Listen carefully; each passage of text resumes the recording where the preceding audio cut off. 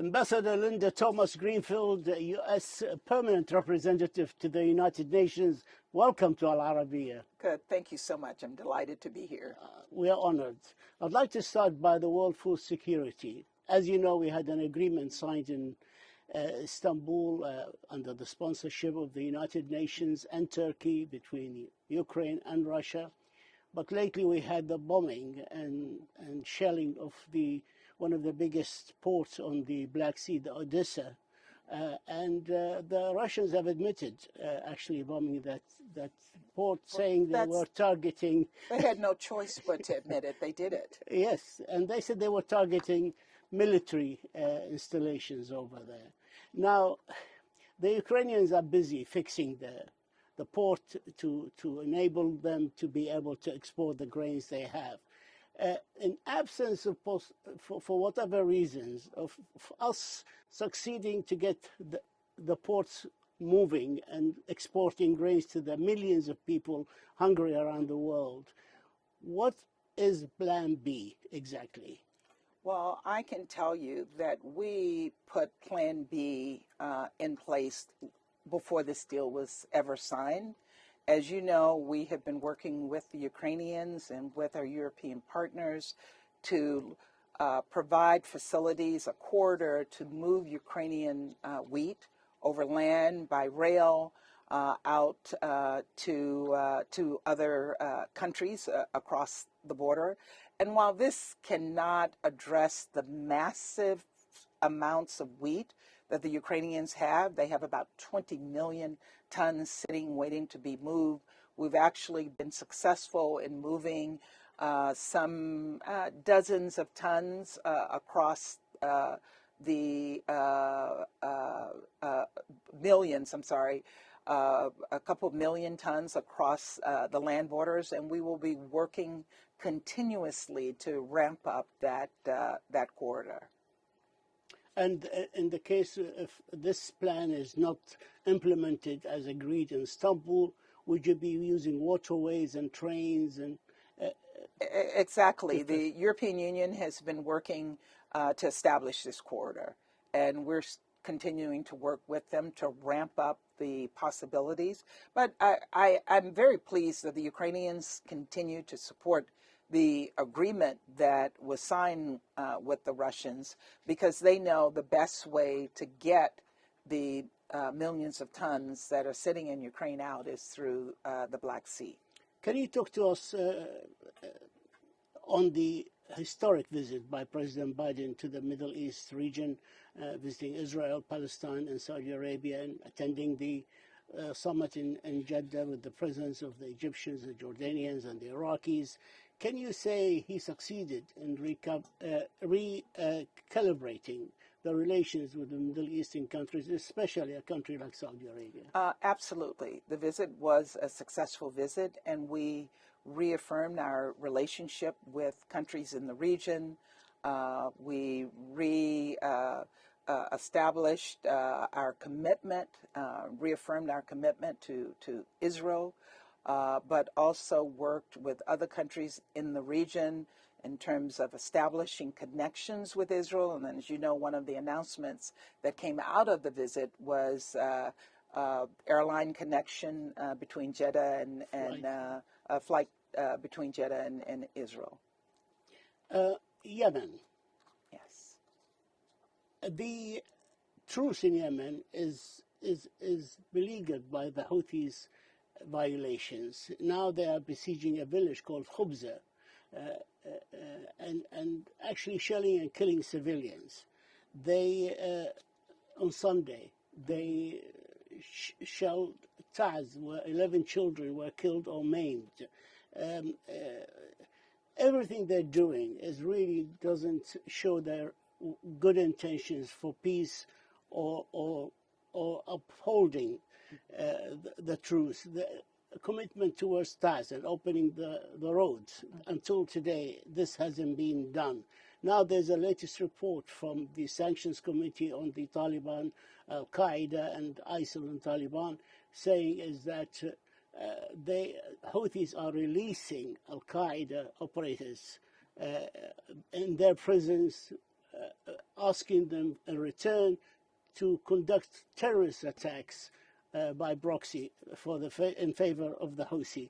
What tools of pressure does the world or the international community has to force these peoples, to pressurize, incentivize them to sit down and speak peace? Well, thank you for that question.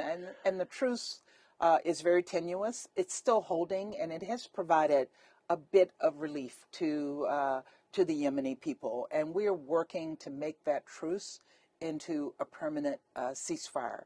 Our special envoy, Ambassador Lindekin, on the ground, working around the clock to push the Houthis and the others to the negotiating table. And we will continue to work on those efforts. Clearly, the Houthis have taken some actions that are not in the interest of peace. And we have to keep pressure on them and continue to work on behalf of the people of Yemen.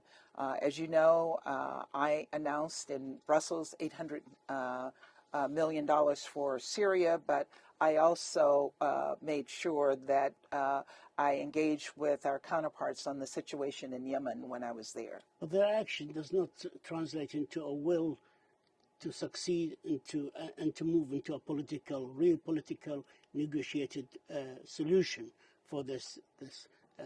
The Hodeidah agreement, for example, in Stockholm, nothing has been implemented by it. Until today, the commitment that the Houthi undertook hasn't been implemented to open the roads to a besieged We have to keep the pressure on 4 them. million people. Yeah. We have to keep the pressure on them because it's the Yemeni people who are suffering. Exactly. And Yes. we have not given up, and we will not give up on trying to find a way forward. Iran and the JCPOA and the behavior of Iran in the region, in light of the failure to renew the U.S. membership of the JCPOA club, I could say, the Iranians have continued to enrich to higher level uranium. This week they announced that there's no more need really for monitoring cameras in the nuclear facilities of Iran, and they should be taken away. What are the plans for this intransigence and provocative behavior? You know, our belief, and the president made this very clear at the beginning of the administration, the only way to hold the Iranians accountable and to stop them from pursuing a nuclear weapon is through return to the JCPOA. And we were committed to returning to the JCPOA. We have negotiated a deal. In good faith. The deal is on the table. Now it's up to the Iranians to take advantage of that deal. And there are some incentives for them to do that. They need to look at the deal and determine that it is in their interests to return to the JCPOA. And we will keep pressuring them to do that. And what about the malicious activities in the region, in Yemen, in Lebanon, in Iraq, in Syria? We're very, very aware of what they're doing in the region, and the role that they're playing in the region is not in the interest of anyone in the region. And we all of our partners and allies need to ramp up the pressure on Iran to really amplify what they are doing and put pressure on them to stop their malign efforts in the region. I'd like to move to Libya. The United Nations and also all the Arab leaders who met in Jeddah in the presence of President Biden, they all call upon the foreign forces and mercenaries in Libya to leave Libya at the earliest opportunity. But is that really possible, feasible? Can we succeed in getting all the foreign fighters and mercenaries out of Libya, because they are a hindrance to any settlement, peaceful settlements of the conflict? They absolutely are, and they're contributing to the destabilization of this country. And we are pushing for foreign fighters and mercenaries to leave Libya. We all know who they are. They know who they are. I don't need to name them here. They need to pack their bags and leave this country so that we can finally bring Libya back into the community of nations. But again, what pressure tools do we have to convince them and incentivize them to leave? Well, certainly in the Security Council, we've used our perch in the Council to call them out and to pressure them to leave. The Libyans themselves have insisted that they leave, and we have to continue that pressure. Syria. This month we saw a marathon of diplomatic activities, and I'm sure you were right in the middle of it. And in the end, we succeeded somehow to get a 6-month extension till January, where we'll have to vote on another resolution. And of course, this came to the relief of more than 4 million people who were depending on the supplies and the humanitarian aid across the border. Has the UN process, by the way, for finding peace in Syria, and I mean by that in Geneva, has it lost its usefulness, outlasted that? No, it has not. We have to continue those efforts to find peace in Syria, and the special envoy step-by-step process has been slow, Very but slow. it's slowly finding a path forward, and we just have to keep ramping up the pressure. But in the meantime, we have to provide assistance to the people of Syria. And you heard me say during my press avail after the initial failure of the resolution, my sadness and apology to the Syrian people that we were not able to achieve a 12-month resolution. And we were told that 6 months was better than nothing, but 12 months was needed to provide the minimum, and we will keep working toward that effort. The State Department on March the 15th said in a statement that the United States remain committed to I'm reading it, facilitating negotiation between Lebanon and Israel to reach a decision on the delineation of the maritime boundary. Progress towards a resolution can only be reached through negotiation between the parties. That's what the State Department.